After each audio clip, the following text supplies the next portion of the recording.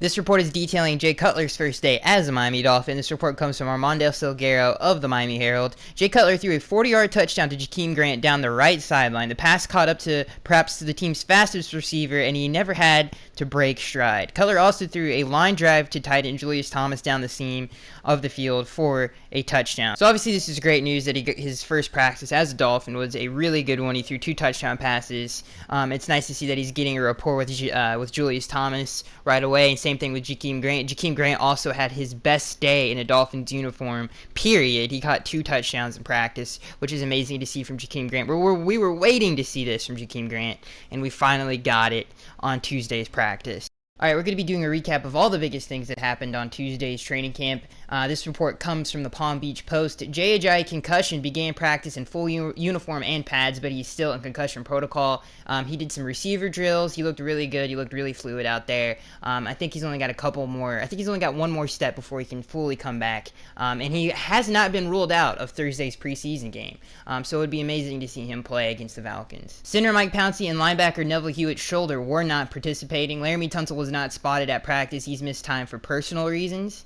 Jay Cutler's first Miami Dolphins pass was a slant to Devontae Parker. Brandon Doughty hit on a deep touchdown pass to Jakeem Grant over Tony Lippett, Jakeem Grant's second touchdown of the day. Brandon Doughty hit Drew Morgan on a nice completion over the middle. Jay Cutler with a deep sideline pass intended for Devontae Parker, but broken up by Xavier Howard. Jay Cutler hit Jakeem Grant on a long touchdown pass over Walt Aikens. Obviously, it's nice to see Jay Ajayi back in uniform, ready to go. Obviously, that injury was overshadowed by Tannehill's injury. Not a lot of people were talking about that, but that was a big blow to the team. It's nice to see that he's going to come back so quick. It's going to be great to see him play in the Falcons game. And who cannot forget wide receiver Drew Morgan, who looks like an absolute beast. I cannot believe he even made second team. He's a backup. He's an official. Obviously, on the Miami Dolphins' first depth chart, he was the backup to Juice Landry, which is pretty significant. So it would go, again, just to recap it, the depth chart was Jarvis, Devontae, and Kenny as the top 3 receivers, and then Drew Morgan was backing them up, which is pretty awesome. The undrafted free agent out of Arkansas climbed his way all the way up in the depth charts, and he looks amazing. So that is a player you guys definitely have to watch against the Atlanta Falcons. And I am Skyx1383, and that has been your Miami Dolphins training camp recap. Let me know what you guys think about Jay Cutler's first day as a Dolphin, and I'll see you guys in the next one.